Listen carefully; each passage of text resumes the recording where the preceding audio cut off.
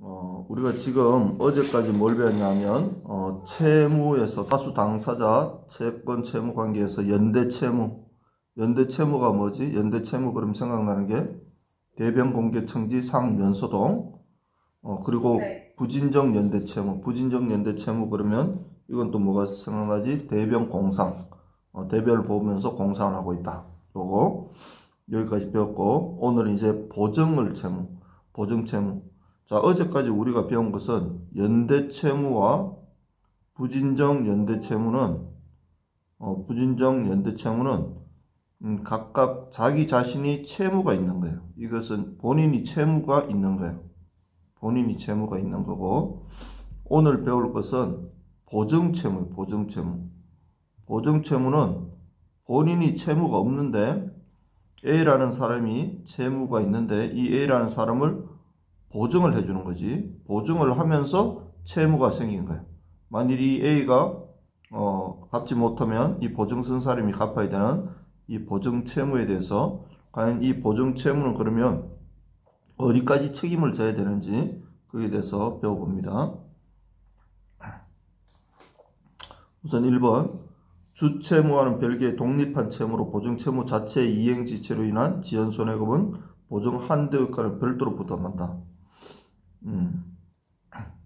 자, 주채무가 있는데 원래 채무 졌던 사람이 K라는 사람한테 A가 주채무를 졌는데 이 B라는 사람이 보증을 했어요. 그래서 보증 채무가 있어.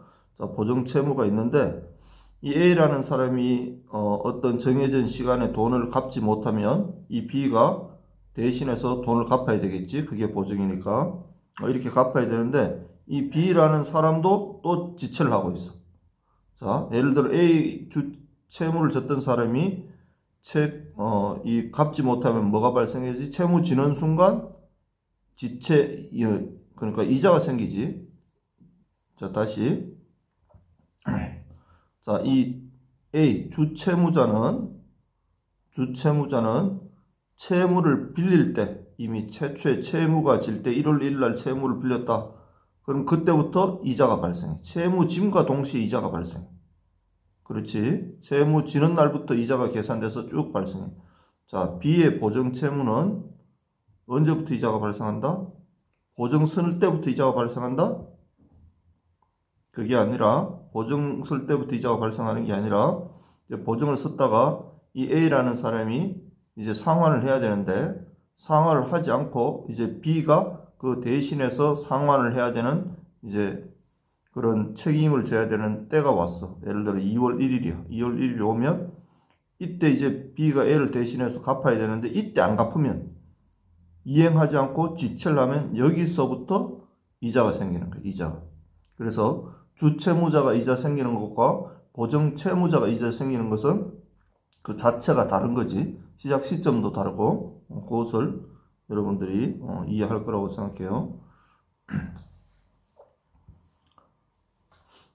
자, 2번 보증채무의 연체 이율은 성질에 따라 상법, 민법, 법정 이율에 따른다. 자, 예를 들어 주채무가 민법에 따른 돈을 빌렸어. 예를 들어 민법이 뭐야? 개인과 개인 간에 돈을 빌리고 하는 것이야. 민법은 개인과 개인 간에 법을 정한 게 민법이야. 이 민법의 법정 이율은 5%야. 5%. 법정 이율은 5%. 근데 이 주채무자가 개인과 개인 간에 아니면 개인이 은행하고 했다든지 이런 건 다 민법에 저촉을 받는단 말이야. 그래서 5% 이자를 내는데 그럼 주채무가 5%면 보증채무도 몇 %다? 5%다. 주채무가 5%면 보증채무가 이자를 안 내면 그것도 똑같이 5%의 이자만 내면 된다. 선생님. 어? 저희 근데 은행에서 빌린 거는 저희 아빠는 금리가 3%라는데 아, 그거는 이제 계약을 할 때 개인 간으로도 마찬가지지. 예를 들어 내가 급해서 온유한테 돈을 빌려. 그럼 온유한테 10만 원 빌리면서 내가 하루에 1,000원 줄게. 그렇게 할 수도 있잖아. 맞지? 이자를. 그거는 계약이고 법정 채무는 뭐냐면 법정 채무는 계약하지 않았을 때 이자를 계약하지 않았을 때 자동으로 그럼 이자를 받아야 돼. 어떤 근거로 받는다? 법에 정해진 계약의 이자를 받는다. 그게 법정 이자예요. 그래서 예를 들어 상법으로 우리가 앞에 이자에 대해서 배웠는데 그 기억나는지 모르겠다. 한번 들어가서 한번 봐봐. 법정 이유 저 기억나요. 그래. 거기에 대해서 그거 나중에 한번 보고 상법에서 예를 들어 어떤 상인이 가게 하는 사람이 상인한테 돈을 빌렸어. 아니면 상인이 개인한테 빌리든지 이렇게 돈을 빌리면 이 사람은 상법에 적용을 받아. 상법에 적용을 받으면 6% 이자를 내게 돼 있어. 상법에 적용을 받으면 그럼 이 상법에 적용받는 사람을 보증을 하면 이 보증인도 똑같이 이자를 6%를 내야 된다. 그게 다르다. 민법과 상법에 따라서 주채무자가 상법을 적용받으면 상법, 보증인도 상법, 주채무자가 민법에 적용받는 사람이면 보증인도 민법의 이자를 내게 돼 있다.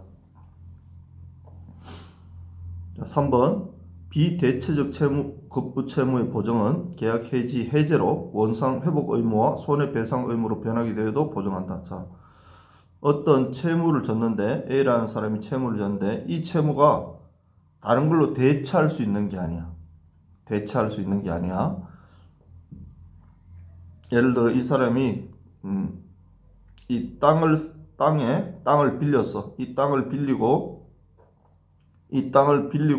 1년 후에 이 땅을 다시 주인한테 돌려주기로 했어. 그러면 어떻게 돌려줘야 되지? 이 땅이 원래 있었던 모양대로 돌려줘야 되겠지? 원래 이 땅은 이렇게 되어 있었는데 이 땅을 막 구덩이를 파고 막 이렇게 하면 어떻게 해야 돼? 다 원상 회복하고 돌려줘야 된단 말이야. 그게 계약인데 예를 들어 이 땅을 이렇게 해서 계약을 해서 내가 이 땅을 사용하고 돌려줄게 하고 계약을 하고 이 사람이 했는데 뭐 구덩이를 이렇게 냈는데 계약이 중간에 파기가 됐어. 해제가 됐어. 해제가 돼버리면 어떻게 되느냐? 이 사람이 해제하고 원래 계약했던 주채무자가 도망을 가버렸어. 그럼 보증인이 어떻게 해야 돼? 이 주채무자를 대신해서 손해 계약을 해제했으니까 손해배상도 해줘야 되고 이 땅에 구덩이 파놓은 것도 다시 다 메꿔야 되는 원상 회복을 해줘야 되는 거야. 자, 그래서 대체할 수 없는 보증은 두 가지를 다 해줘야 되는데 돈도 보상해줘야 되지만 원상 회복 의무까지 지고 있다. 그게 핵심이다. 두 가지를 다 해줘야 된다. 자, 수반성. 앞에서도 우리가 수반성이 무슨 뜻일까? 몇 번, 우리가 한 두세 번 했던 것 같아요. 수반성.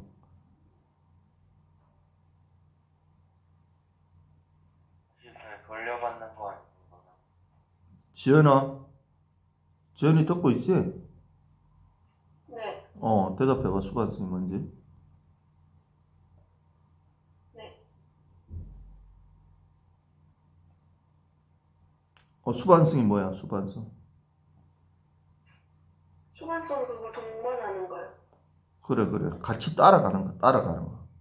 네. 자, 예를 들어 주채권이 그러니까 자, 여기 적힌 거 한번 읽어보자.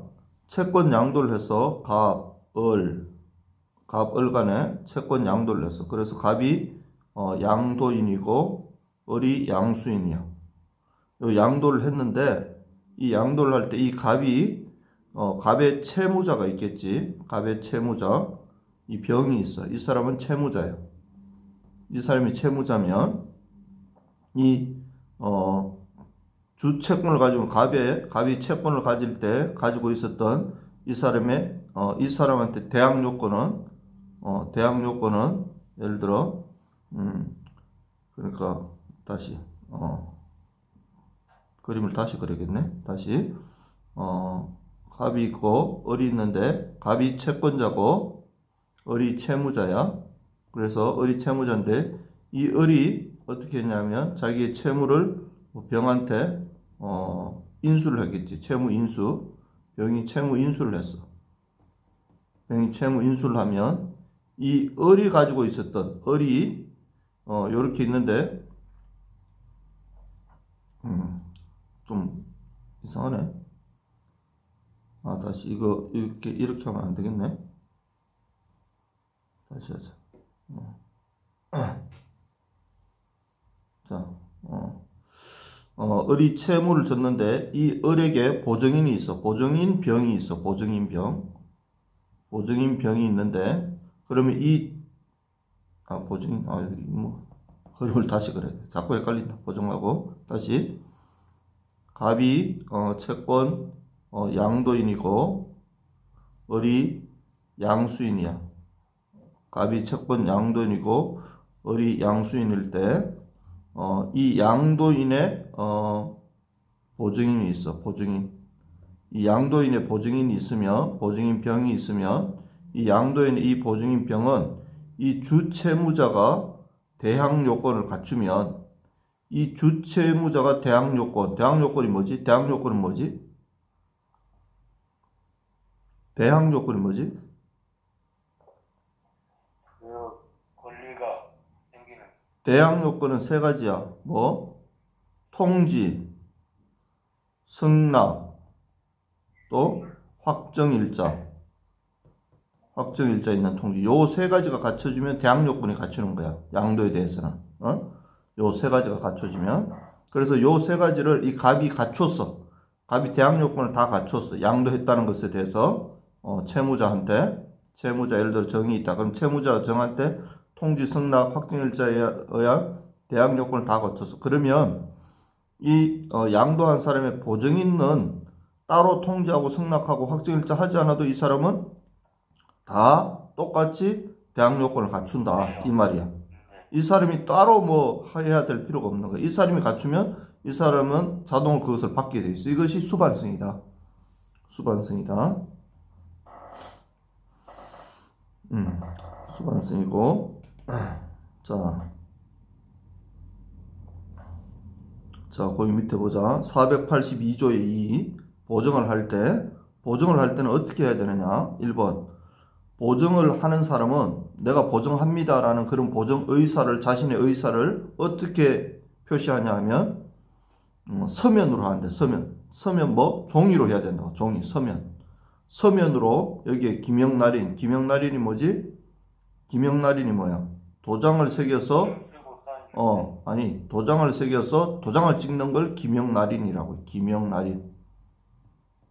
이름 쓰고 도장 찍는 거. 그걸 김영날인이라고 해. 김영날인 하든지 아니면 여기 김동민 쓰고 뭐 서명을 하든지. 서명하든지. 어디에? 서면에다가. 종이에다가. 보증하는 사람은 보증한다라는 것을 종이에다가 쓰고 나는 뭐뭐에 대해서 얼마를 누구한테 언제까지 보증합니다 하고 이름을 쓰고 도장을 찍든지 이름을 쓰고 서명을 하든지 해야 돼. 어디에? 종이에다가. 서면으로. 그래야 이 보증에 효과가 있는 거야. 자, 이렇게 하지 않고 전화로 나 1억 보증할게. 이거 효과가 있다 없다? 효과가 없다. 보증에 효과가 없다. 이 사람은 보증인이 아니다. 그럼 이 사람 책임 안 져도 되는 거야. 만일에 그렇게 했다면. 보증을 하려면 이렇게 해야 된다. 자, 두 번째. 전자적 형태로 해도 안 된다. 예를 들어 이메일로 나 언제 몇 월 며칠까지 보증할게. 이렇게 이메일로 써서 보내도 안 된다. 알았지? 그래서 보증은 무조건 종이에, 서면에 해야 된다. 그리고 내가 보증을 했다는 또 나의 정보, 보증하는 사람의 정보, 예를 들어 이름, 성명, 주민번호, 뭐 전화번호 이런 정보를 제공해 줘야 된다. 누구한테? 보증, 그러니까 그 뭐야? 그 뭐지? 채권에 대한 정보를 채권자가 보증인에게 제공해 줘야 된다. 채권자가 해줘야 된단 말이야. 자, 다시 보면, 자, 이게 보증서야. 나는 보증합니다 하면, 채무자가 누구고, 채권자가 누구고, 보증인이 누구고, 그래서 나는 언제까지 보증합니다 하고 서명하고 도장 찍겠지 이름 쓰고, 그럼 이때 채권자에 대한 정보를 보증인이 알까 모를까? 모른단 말이야. 그 사람 나는 모르기 때문에. 근데 채무자에 대해서는 알겠지. 왜? 채무자가 보증서 달라 그랬으니까. 또 친구기 때문에 채무자는 이름도 알고 주소도 알고 전화번호도 알아. 근데 채권자는 몰라. 그럼 보증서에는 이 채권자의 정보를 써야 되는데 모르니까 채권자가 어떻게 돼? 보증인한테 알려줘야지. 알려줘야 보증인이 그렇게 보증서를 써서 줄 수 있겠지. 그래서 이런 채권자가 보증인한테 자신에 대한 정보와 정보를 제공해 줘야 된다. 오케이. 그러면 또 어떻게 해야 돼? 보증인은 이런 것들에 대해서 다 보증인도 이 보증서에 다 있겠지. 서로 주고받아야 된다. 자, 1번. 서명은 서면이 아니라 이번에 서명이야. 이름 쓰고 서명하는 거. 이 서명은 직접 해야 돼. 서명을 내가 온유한테 온유야, 내가 보증 쓰는데 네가 가서 종이에 나 대신 서명하고 와. 그러면 안 돼? 안 된다고. 다른 사람이 대신 가서 그 사람이 서명하는 것처럼 비슷하게 이렇게 온유가 내 이름으로 이렇게 서명하면 돼? 안 된다고. 그거는 할 수 없다. 그렇지만 김영란이는 대신할 수 있다.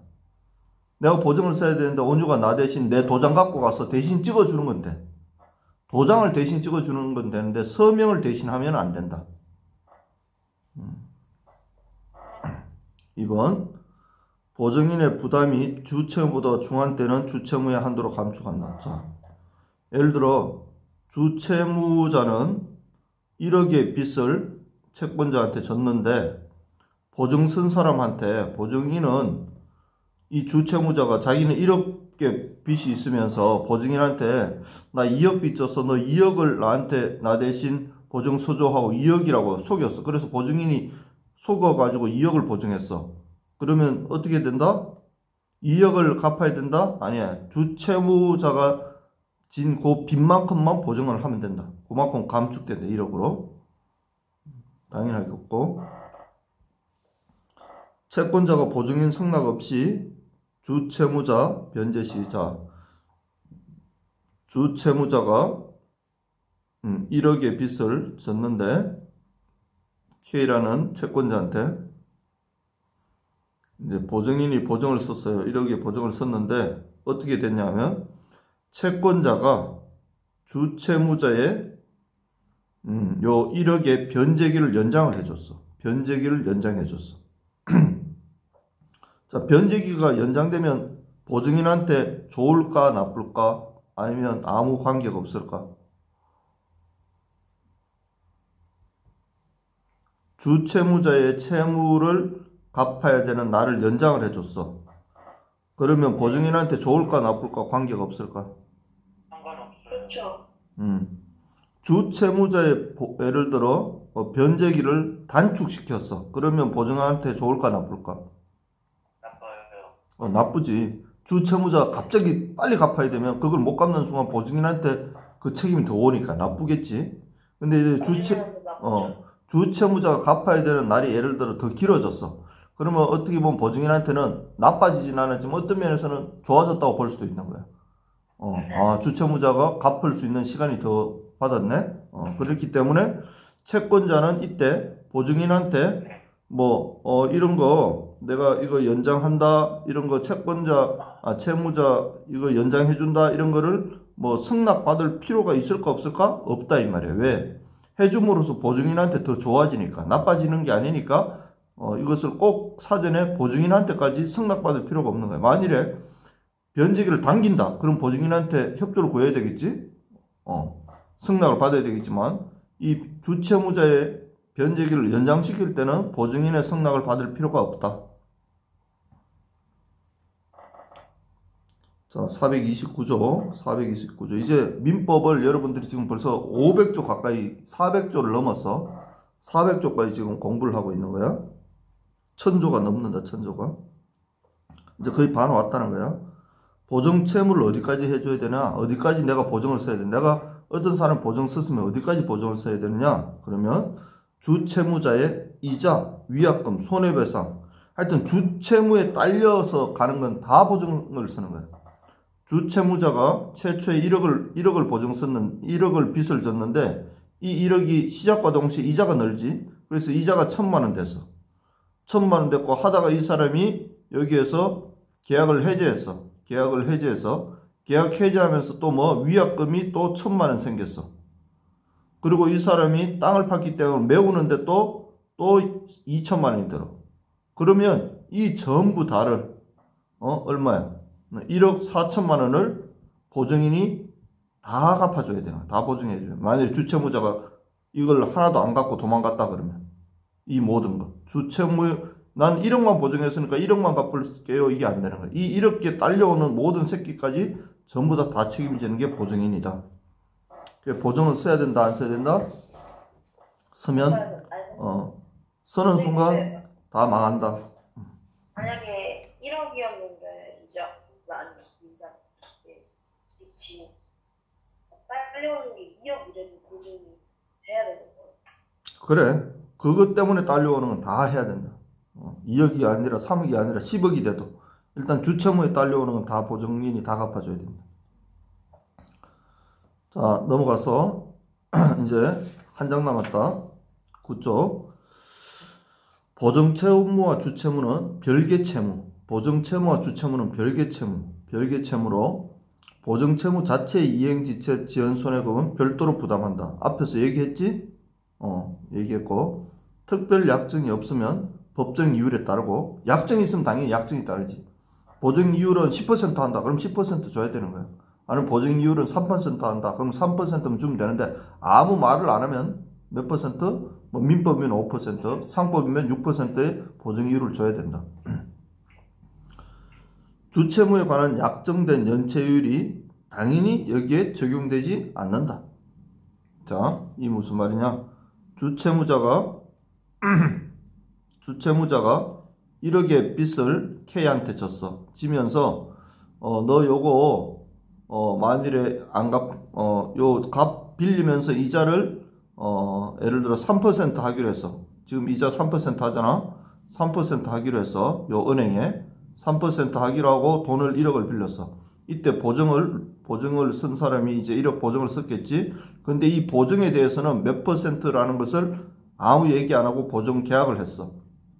자, 그러다가 이 보증 계약을 한 이 사람이 주채무자가 돈을 안 갚았지. 안 갚으니까 이 사람이 그때부터 뭘 내야 된다? 주채무자가 안 갚는 순간 보증인이 돈을 갚아야 되는데 보증인도 그때 돈이 없어서 돈을 못 갚았어. 그래서 이자가 발생하기 시작했어. 이자가 발생하기 시작하면 이때 보증인의 이자는 몇 %가 될까? 주채무자는 3%의 이자가 하기로 최초에 약정을 했어. 약정을 했는데 보증인의 이 이자에 대한 약정은 최초에 약정을 하지 않은 거야. 이렇게 하지 않으면 하지 않았으니까 나는 보증이니까 주채무자가 3%니까 그럼 나도 3%면 내면 되겠네? 아니야. 주채무자가 3%지만 보증인은 약정을 안 했기 때문에 얼마에 내야 된다? 5%를 내야 된다. 법정 이율을 내야 되는 거야. 법정 이율. 이해됐지? 그래서 주채무자와 보증인의 그 채권 채무 관계는 전혀 별개다. 이 사람의 뭐 이자하고 보증인의 이자 관계는 전혀 별개로 다룬다. 독립적인 거다. 자, 이제 433조. 보증인은 주채무자의 항변으로 채권자에 대항할 수 있다. 자, 주채무자가 채권자한테 예를 들어 동시이행 항변을 할 수 있지. 동시이행 항변. 뭐 예를 들어 주채무자가 1억의 빚을 졌고 이 채권자는 등기를 해줘야 돼. 등기를 해줘야 되면 너 빨리 등기해줘. 안 그러면 나 1억 안 갚을 거야. 그렇게 얘기하니까 이 채권자가 뭐라고 하냐면 보증인한테 야, 주채무자가 1억 안 주니까 보증인 네가 나한테 1억 줘. 이렇게 얘기한단 말이야.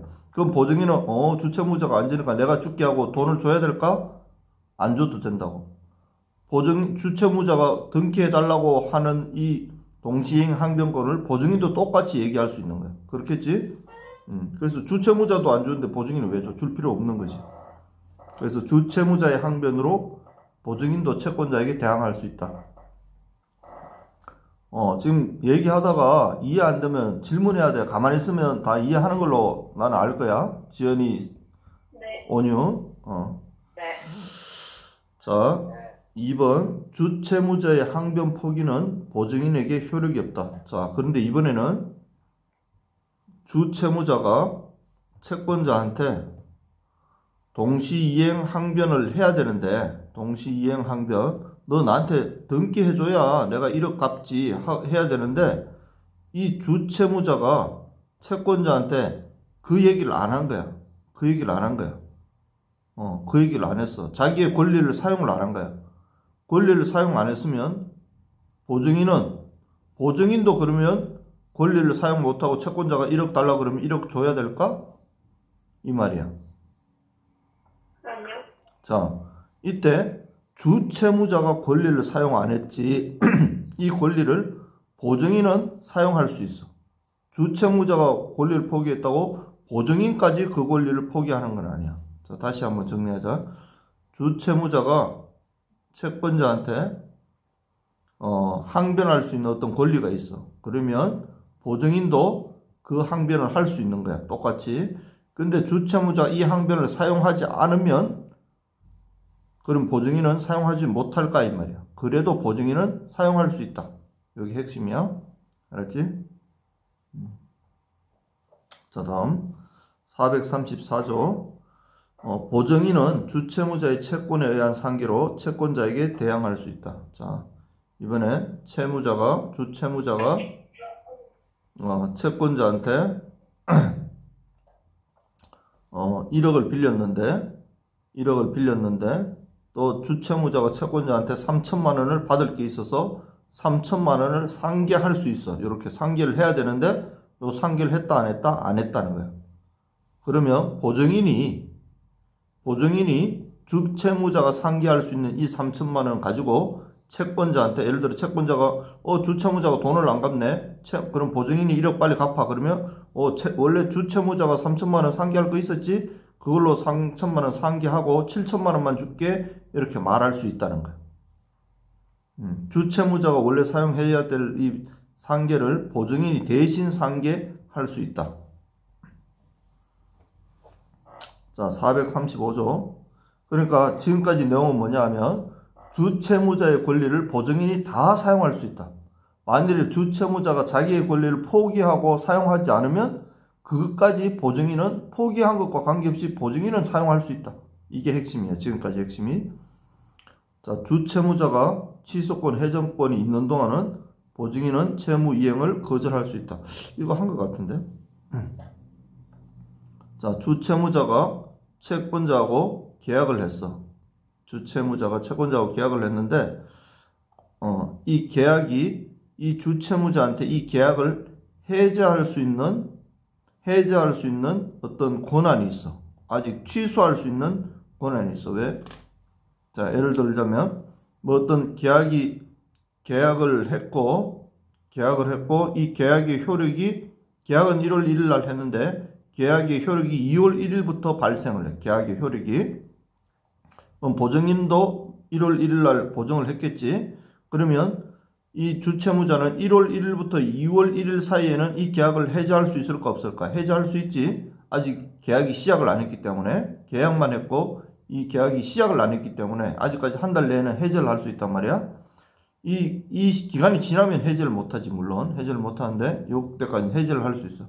자, 해제를 할 수 있으면 이 보증인도 주채무자가 해제할 수 있는 기간 내에 보증인도 해제는 못하지만 본인이 해제는 못하지만 이 해제할 수 있는 권리를 행사해가지고 채권자가 보증인한테 예를 들어 돈 달라고 하면 보증인은 안 줘도 된다고. 이 계약이 해제될 수 있기 때문에 안 줘도 되는 거야. 아직도 이 시작을 안 했기 때문에 언제든지 이 계약은 파기될 수 있기 때문에 보증인은 파기될지 안 될지도 모르는 걸 내가 돈 달라고 해서 미리 주면 바본 거야. 자기만 손해볼 수 있는 거야. 그래서 그렇다고 해서 보증인이 취소하고 계약을 해제할 수는 없다. 할 수는 없지만 돈 줘. 그러면 아직 이 계약은 아직 한 달 동안 취소할 수 있는데 만일에 채무자가 취소해버릴 수 있기 때문에 난 주지 않을 거야. 이렇게 얘기할 수 있다고. 자, 판례. 주채무자가 취소 해저권을 행사했는데, 자, 이번에는 주채무자가 채권자한테 계약을 취소하거나 해지를 했어. 해지하고 해지 차이가 뭐지? 배웠는데 우리 앞에서 한번 리마인드 해보자. 계약 해지는 중간에 없애는 안 하는 거고 그 계약 해제는 해지가 계약 처음에 할 때 안 하는 거고 해제가 중간에 하는 거. 자, 해제는 계약 해제는 이미 이루어진 계약. 해지는 앞으로 이루어질 계약, 미래에 발생할 계약을 해제하는 것을 해지라고 하고, 이미 발생한 계약을 해제하는 걸 해제라고 해요. 그렇게 알고 구분하고, 앞에서 그렇게 배웠는데 할 때마다 이런 용어라든지 이런 걸 여러분들이 정확하게 이해 못하면 자꾸 리마인드 해야 돼. 그렇게 하지 않으면 클리어가 안 돼. 자, 주채무자가 이번에 채권자한테 계약을 했다가 예를 들어 취소를 했든지 해제를 했든지 했어. 해제를 했어. 그럼 어떻게 돼? 계약이 파기됐지. 그럼 보증인은 보증을 해줘야 되나? 안 해줘도 되지. 보증해줄 필요 없어. 왜? 계약이 해제되는데 보증인이 뭐 의무를 책임을 질 필요가 없잖아. 계약이 해제되는데. 그런데 이 해제된 것을 이 보증인이 해제됐음에도 불구하고 채권자가 보증인한테 돈 줘 했든지 아니면 보증인이 그걸 모르고 채권자한테 돈을 갚았어. 그러니까 보증을 이행을 한 거야. 보증을 이행을 했어. 예를 들어 주채무자가 1억의 빚을 졌는데 보증인이 이 1억을 해제됐는데 계약이 해제된지도 모르고 채권자한테 1억을 갚았어. 그러면 이 1억은 어떻게 된다? 다시 보증인이 채권자한테 부당 이득 반환 청구를 할 수 있는 거야. 당연하지. 안 줘도 될 걸 줬으니까 달라고 할 수 있는 거야. 그게 부당 이득 반환. 채권자는 부당하게 이득을 받은 거야. 1억의 이득. 그러니까 이 부당하게 받은 이 1억을 다시 돌려줘. 반환 청구를 할 수 있다. 줬으니까 네가 바보처럼 나한테 줬으니까 안 줘 하면 안 되는 거야. 다시 받을 수 있다. 주채무자의 채권을 자동 채권으로 하여 보증인이 상계권을 행사할 수 있다. 자, 이번에는 주채무자가 채권자하고 채권자하고 상계를 할 수 있는 게 있어. 상계. 예를 들어 상계 3천만 원 할 수 있어. 1억 중에 3천만 원 할 수 있어. 이거 앞에 했지? 참. 그럼 보증인이 이 상계 주채무자가 안 했을 때 보증인이 대신 상계를 할 수 있다. 앞에 했는 거네. 3번. 보증인 자신의 채권을 자동 채권으로 상계권을 해. 이번에는 주채무자와 채권자가 있는데 주채무자가 할 수 있는 상계권이 아니라 보증인이 원래 이 채권자한테 돈 받을 게 있었던 거야. 3천만 원. 그러면 이거 가지고 보증인이 받을 수 있는 걸로도 당연히 상계할 수 있다. 이거는. 남의 것 가지고도 상계 가능한데 자기 것 가지고 당연히 상계하겠지. 이건 더 당연하지. 자, 4번. 채권자가 주채무자의 상계 적상이 있는 자동 채권을 상계하지 않았다고 하여 보증채무자가 보증채무의 이행을 거절할 수 없으며, 자, 이번에는 채무자가 있고 채권자가 있는데 채권자가 채권자의 채권으로 이것을 자동 채권으로 해서 채권자가 채무자한테 상계를 하는 거예요. 상계를 하는데 채권자가 채무자에게 상계를 해야 되는데 하지 않았어. 하지 않고 보증인한테 원래 1억의 빚이 있으면 채권자가 또 채무자한테도 뭔가가 있겠지. 3천만 원이 있겠지. 여기에 받을 돈이 있었겠지. 근데 채권자의 채권으로 상계를 했어. 상계를 해야 되는데 하지 않았어. 그럼 1억이 그대로 남았지. 그러고 나서 보증인한테 1억을 달라 그러면 보증인이 1억을 줘야 될까? 7천만 원을 줘야 될까? 이 말이야. 이때는 1억을 줘야 된다. 왜? 왜 줘야 되지? 채무자가 3천만 원 상계를 안 했으니까요. 그래. 근데 채무자가 3천만 원 받을 게 있잖아. 그럼 그거 가지고 상계하면 되잖아. 근데 그렇게 안 하면은 그렇게 안 하면 보증인이 이 3천만 원 가지고 상계 못 할까? 할 수는 있어요. 자, 요게 상계에 대한 핵심을 여러분들이 정확하게 알아야 돼. 채무자가 채권자한테 1억을 빚졌고 채권자가 채무자한테 1억을 빚졌고 그런데 채권자도 채무자한테 3천만 원의 빚이 있어요. 3천만 원의 빚이 있어. 그래서 사실은 3천만 원으로 상계할 수 있는데 채권자의 채권이 자동 채권이라 그랬지. 자동 채권의 의미가 뭐지? 그럼 이 1억은 어떻게 됐다는 거지? 자동 채권이 뭐야? 예한이는 못 배웠어. 예한이는 못 배웠어. 상계를 할 수 있는 그거 채권. 그래, 상기할 수 있는 채권인데 자동 채권이 되려면 한 가지 조건을 가지고 있어야 돼. 뭘 가지고 있어야 되지? 그래. 이 1억은 변제기가 도래했기 때문에 달라고 할 수 있는 시기가 온 거야. 그러니까 채권자는 1억 줘 할 수 있어.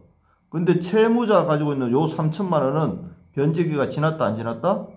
아직 안 지난 거야. 그러니까 채무자는 채권자한테 3천만 원 줘 할 수가 없어. 아직 변제기가 안 지났기 때문에. 그렇기 때문에 네. 보증인한테 채권자가 상계를 하지 않고, 상계할 수 있지만 안 했어. 안 해도 돼. 안 하고 보증인한테 1억을 달라고 하면 보증인이 1억을 줘야 돼. 요 3천만 원 있네. 요 가지고 상계하자. 안 돼. 왜? 아직 이 3천만 원이 변제기를 안 지났기 때문에 이걸로 상계를 할 수 없는 거야. 이걸로 자동 채권으로. 지금 그런 상황이야. 이해했지? 자, 다시 채무자가 채권자한테 상계할 수 있으면 이거를 보증인이 이렇게 그걸 받아서 만일에 채무자가 안 해도 보증인이 상계를 할 수 있어. 첫 번째. 두 번째는 채무자가 채권자한테 그러니까 있고 보증인이 이번엔 자기가 상계권이 있어. 그럼 이건 당연히 할 수 있어. 두 번째. 자, 이번에 세 번째는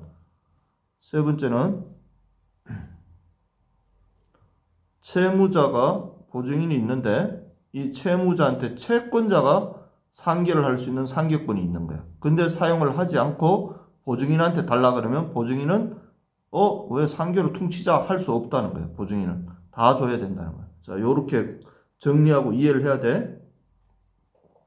자, 5번. 보증 채무가 소멸시효 중단되어도 자, 주채무가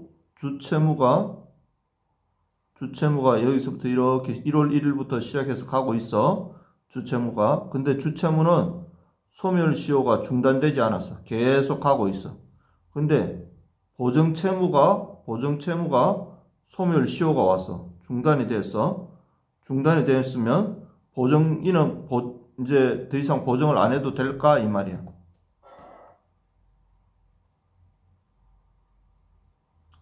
주채무가 소멸시효가 아직 안 왔어. 그러니까 소멸시효가 안 왔다는 건 뭐야? 갚아야 된다는 거지.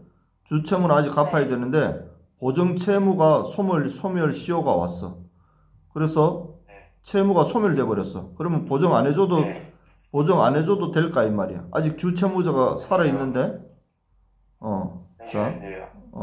자, 요때 안 해줘도 되는 게 맞아. 안 해줘도 돼. 왜?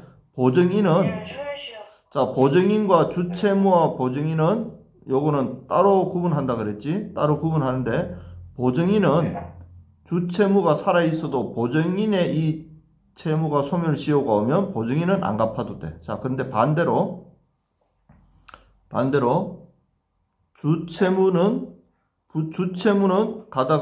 주채무가 가다가 소멸시효가 왔어.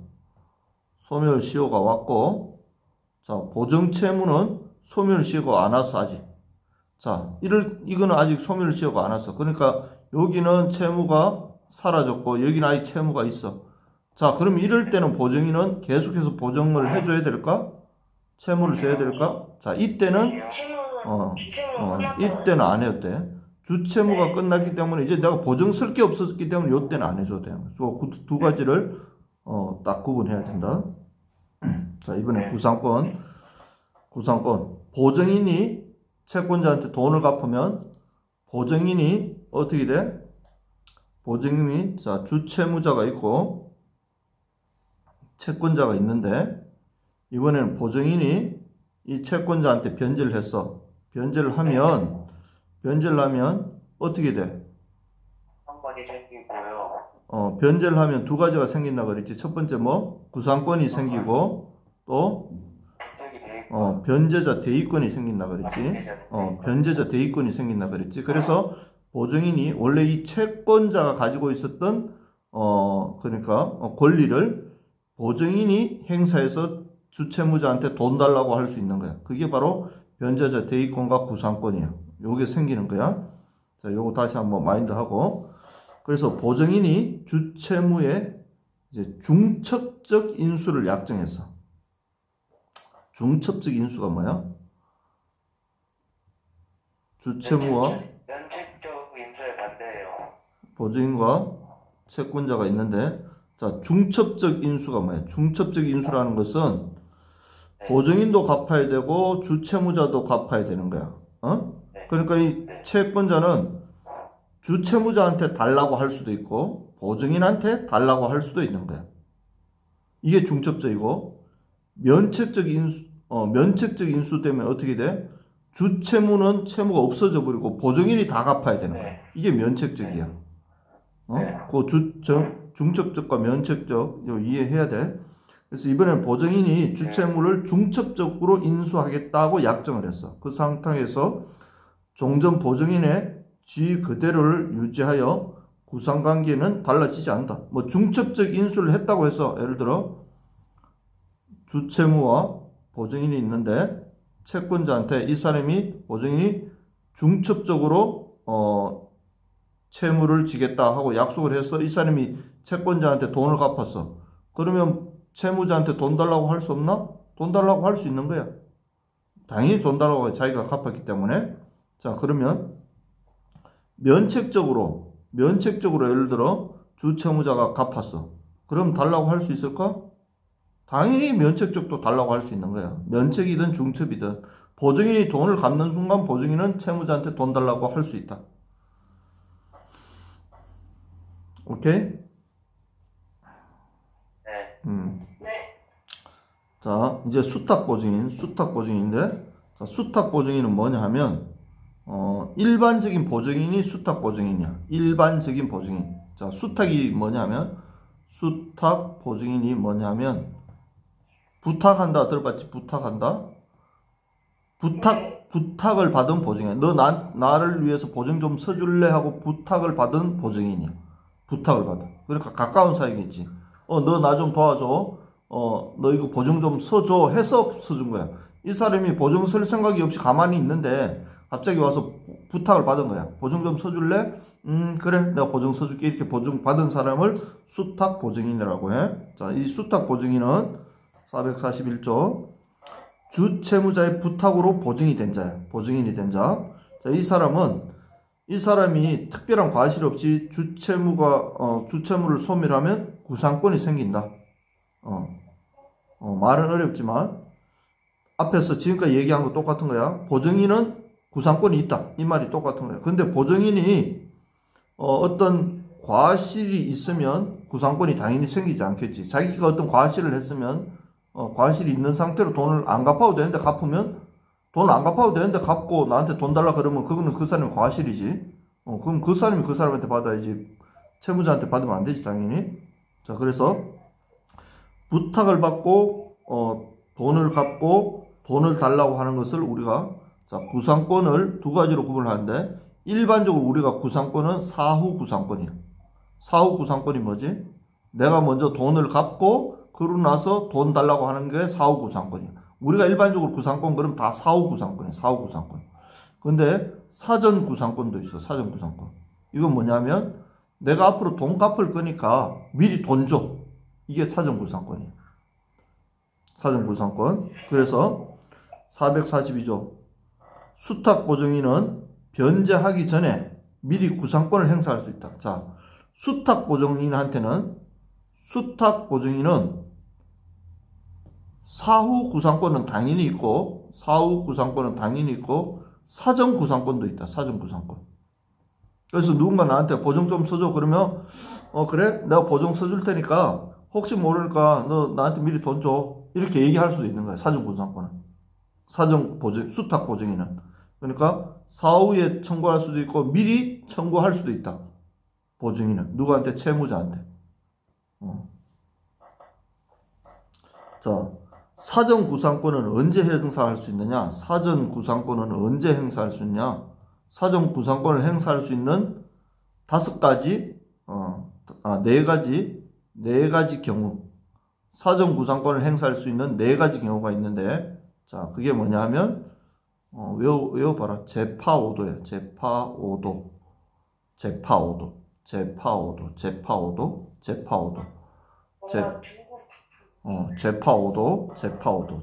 이거 어떻게 쉽게 외우지? 재파오도. 재파 5도. 재파 5도. 하여튼 재파 5도야. 재파가 5도야? 재파가 5도야? 그래. 재파가 5도야. 자, 수탁 보증인이 사전구상권을 행사할 수 있는 네 가지 경우. 재파 5도. 첫 번째, 보증인이 변제에 관련된 재판을 받고 있을 때. 재판을 받고 있어. 그러니까 채권자가 재판을 건 거야, 보증인한테. 그걸 까딱해서 재판에 지면 보증인이 어떻게 돼? 돈을 갚아야 되는 상황이야. 보증인이 이 재판에서 지면 돈을 갚아야 돼. 그러니까 미리 내가 질 수도 있겠네. 그러면 채무자한테 내가 지금 재판하고 있으니까 너 미리 나한테 돈 줘. 내가 혹시 지면 갚아야 되니까 사전구사권 행사할 수 있는 거야. 재판하고 있을 때. 재판하고 보증인이 재판하고 있을 때. 채무자가 재판하면 채무자가 지면 채무자가 알아주는 거니까 관계없지. 근데 보증인이 지금 채권자하고 재판하고 있으면 돈을 미리 받을 수 있는 거야. 재판하고 있을 때. 그래, 재판. 첫 번째, 재판하고 있을 때. 두 번째, 주채무자가 이번에는 주채무자가 파산했을 때. 주채무자가 파산해버렸어. 주채무자가 돈 없다고 파산 신고해버리는 거야. 그러면 어떻게 돼? 돈 앞으로 누가 갚아야 돼? 채권자가, 보증인이 갚아야 되지. 그러니까 보증인이 그때 주채무자 찾아가가지고, 야, 너 파산 신고해서, 너 다른 빚은 난 모르겠지만, 내가 보증 쓴 거는 지금 빨리 줘. 내가 그거 갚을 수 있도록 얘기할 수 있는 거야. 이 사람이 파산됐다는 건 뭐야? 빚이 지금 엄청 많다는 거야. 이 사람, 저 사람, 저 사람 엄청 많은데, 그 중에 요 세 번째 거를 이 보증인이 보증을 쓴 거야. 그럼 보증인이 요거에 대한 거라도 나한테 줘. 난 다른 거는 모르겠지만 나를 살려줘. 그러고 가서 돈을 받을 수 있는 거야. 파산, 주채무자가 파산됐을 때. 자, 세 번째는 이제 주채무자 파산이 아니라 세 번째는 채무 이행기가 확정되지 않고 보증계약이 5년이 경과됐어. 자, 채무 이행기가 확정되지 않고 보증계약이 5년이 경과됐어. 이 주채무자가 채무를 원래는 어떻게 돼? 주채무자가 채무를 이렇게 지고 5년 후에는 갚아야 된다. 이런 게 계약이 있겠지. 그래서 이 계약 이거 5년에 못 갚으면 어떻게 돼? 이제 보증인한테 달라고 그러겠지, 채권자가. 그런데 이 계약을 할 때 언제까지 갚아야 된다는 변제기를 설정하지 않은 거야. 언제까지 갚아야 된다는 변제기를. 변제기를 설정하지 않았다는 것은 다른 말로 어떤 말일까? 아직 계약하기 전이에요. 자, 변제기를 설정하지 않으면 보증인 주채무자한테 좋을까 나쁠까? 좋아요. 좋죠. 좋아? 왜 좋아? 네. 왜 좋아? 왜냐면은 변제기가 왜냐면 되면 굳이 무조건 갚아야 돼. 자, 한 명씩 나중에 얘기해봐. 갚아도 되니까. 지연이부터 얘기해봐. 뭐? 나중에 갚아도 되니까요. 나중에 갚아야 된다. 자, 온유 얘기해봐. 변제기가 도래하면은 갚아야 되기 때문에 변제기가 도래하면은 채권 청구일이 되는 거잖아요. 확정일이 되면은 그걸 내야 되잖아요.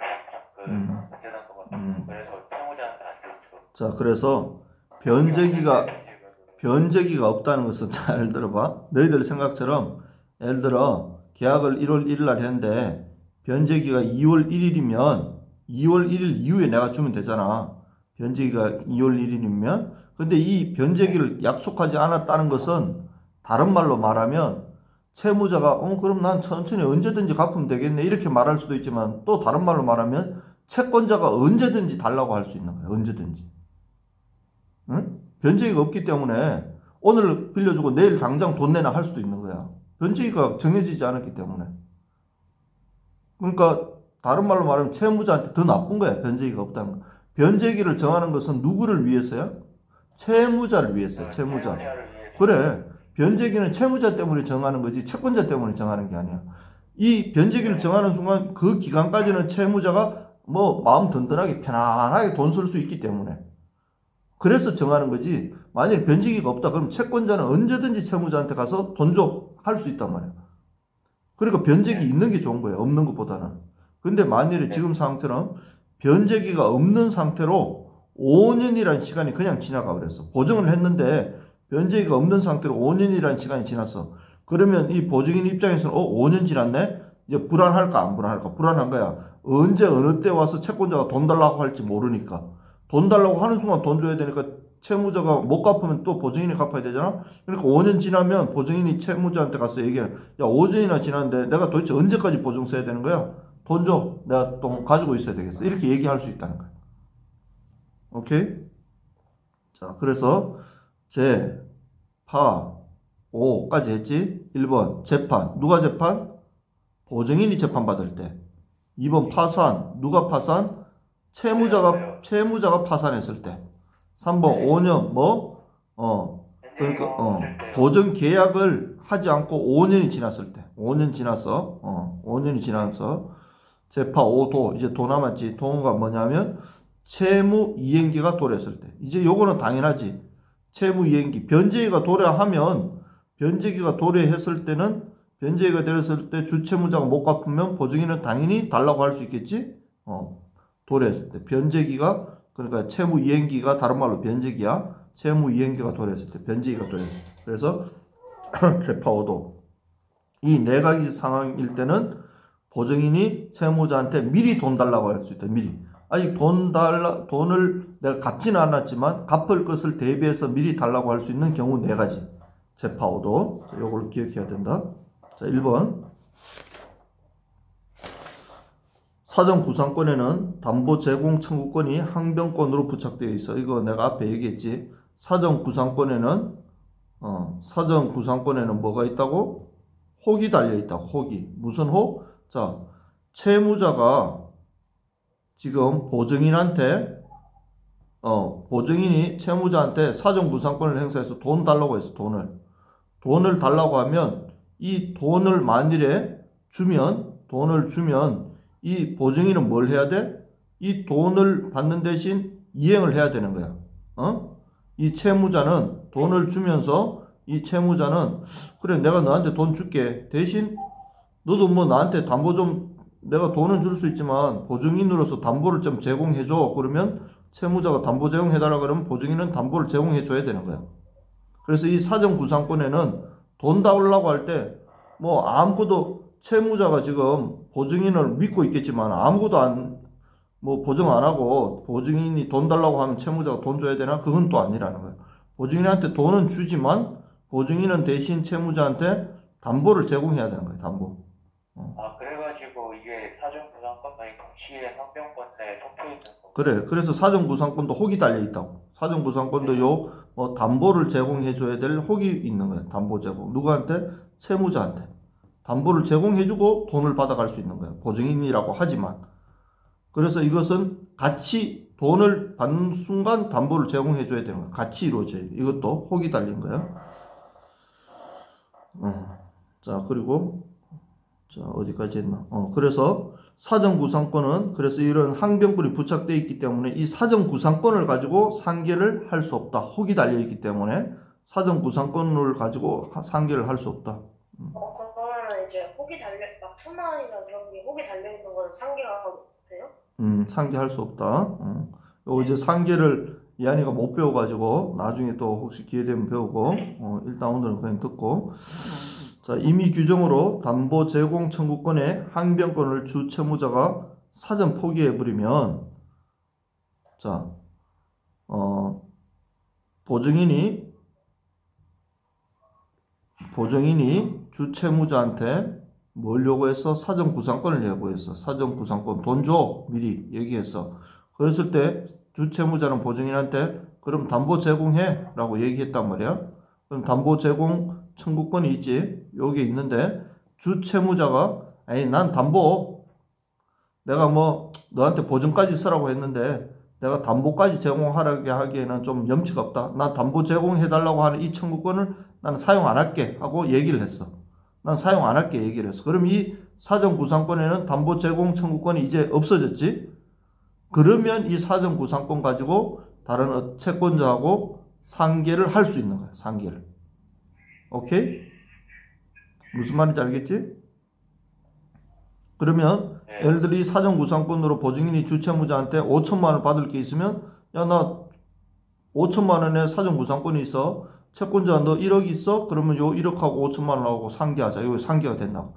요거 담보 제공 청구권이 없어지는 순간. 주채무자가 나 이거 활용 안 할게 하는 순간 할 수 있어. 그렇지만 주채무자가 이걸 사용하겠다 그러면 사전구상권 가지고는 상계를 할 수 없다. 다음 445조 수탁보증인과 일반보증인. 자, 수탁보증인하고 일반보증인의 차이는 뭘까? 일반보증인의 차이. 일반 보증인은 그냥 일반 보증인이고 평소에 부탁받은 거예요. 응? 수탁보증인은 그러니까 주채무자가 너 이것 좀 보증 좀 써주라 해가지고 원래는 할 생각이 없었는데 무슨 보증을 해준 거고요. 일반 보증인은 그 보증을 할 생각이 있었고 빈진입 표시가 있어가지고 한 거 아니에요? 자, 수탁보증인은 부탁받은 사람이야. 부탁받고 보증인 된 사람. 일반 보증인은 부탁 없이 자발적으로 보증인이 된 사람. 알았지? 그렇게 쉽게 이야기해라. 수탁보증인과 일반 보증인은 반대인데 수탁보증인은 부탁받고 보증인 된 사람. 일반 보증인은 그냥 자발적으로 내가 보증 서준 사람. 이렇게 생각하면 돼. 자, 그래서 수탁보증인과 일반 보증인 모두 변제를 했어. 채권자 이 두 사람 모두 다 채권자한테 만일에 변제를 하게 되면 변제하기 전에 누구한테 얘기해야 돼? 주채무자한테 나 변제할게 라고 얘기하고 변제를 하란 말이야. 알았지? 주채무자한테 변제할게 라고 얘기하고 변제하고 변제하고 나서는 변제했어 하고 얘기를 해야 뭐가 생겨? 채무자가 나 대신 변제하는구나 알아야 채무자가 나중에 누구한테 돈을 줘? 수탁보증인이나 일반 보증인이 채무자한테 구상권을 행사할 때 보증인한테 돈을 주겠지. 그래서 구상권을 행사하려면 사전에 미리 주채무자한테 통지를 해. 나 돈 갚으러 간다. 돈 갚고 나서 나 돈 갚았어. 이제 너 나한테 돈 줘. 이렇게 얘기를 할 수 있는 거야. 네. 자, 444조 주채무자의 부탁 없이 보증이 된 자. 부탁 없이. 그 일반 보증인이지. 부탁이 없이 보증인 된 자. 이 사람은 주채무가 소멸되면 당시 이익 한도 내에서 배상을 받는다. 이익 한도 내에서 배상을 받는다. 자, 주채무자가 요 가다가 이렇게 또 여기 보증인이 있는데 이 사람은 일반 보증인이야. 수탁 보증인이 아니라 일반 보증인인데 부탁받지 않은 보증인이야. 보증을 한 사람은 왜 보증했겠어? 이 사람은 왜 보증했겠어? 왜 보증했을까? 왜 부탁도 안 했는데 보증했을까? 그냥 친구거나 친하거나. 왜 보증했냐 하면 이 주채무자가 주채무자의 요것을 보증해 주는 순간 이자를 10% 받을 수 있는 거야. 예를 들자면 돈을 벌 수 있으니까 보증해 주는 거지. 이 사람이 손해보는데 보증 안 해주겠지. 부탁도 안 했는데. 부탁도 안 했는데 보증했다는 것은 돈을 엄청 많이 받을 수 있다는 거야. 그래서 이사장님. 그러면 보증 업체도 있는 거 있겠네요. 보증해주는 업체도. 뭐 그런 업체도 있지. 그래. 뭐 보증 막 대신 서주고 그래서 뭐 신용 보증 뭐 회사 같은 데 있잖아 다. 그런 거 있잖아. 그런데 하면 돈 되게 많이 줘야 되는 거야. 자, 그렇게 해서 이제 보증이 된 사람은 예를 들어 이 사람이 변제를 했던 뭔가 이제 그게 다 끝나면 변제가 완전히 다 끝나면 채무가 소멸되면 그때까지 이 주채무자가 받은 이익이 있겠지. 이 이익에 해당하는 것을 다 받아올 수 있다.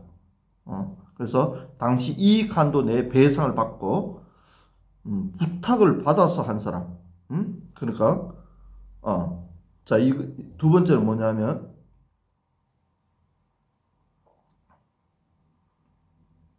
첫 번째는 부탁 없이 보증인이 된 사람이고 두 번째는 주채무자가 보증하지 마 그랬는데 보증을 했어. 이 사람은 보증하지 마 그랬는데 보증을 한 사람이 또 있는 거야. 이런 경우는 거의 없겠지. 근데 간혹가다 있나 봐. 그래서 보증하지 마라 그랬는데 이 사람이 보증을 한 거야. 이 사람은 주채무가 소멸하면 이 사람이 받을 수 있는 건 뭐냐면 이 주채무자가 나 보증하지 말라고 했는데 이 사람이 억지로 보증을 썼기 때문에 이 사람은 요때 당시에 주채무자가 현존이익, 이 현존이익이 없으면 10원도 못 받는 거고 100원이라도 있으면 한 100원 정도 받을 수 있는 거예요. 그래서 다르게 말해서 부탁 없이 보증한 사람은 당시의 이익 한도 내에서, 그리고 주채무자 의사와 관계없이 보증된 사람은 현존하는 이익, 존재하는 이익에 대해서만 받을 수 있다. 그러니까 누가 더 많이 받아? 부탁 없이 보증된 자가 더 많이 받는다.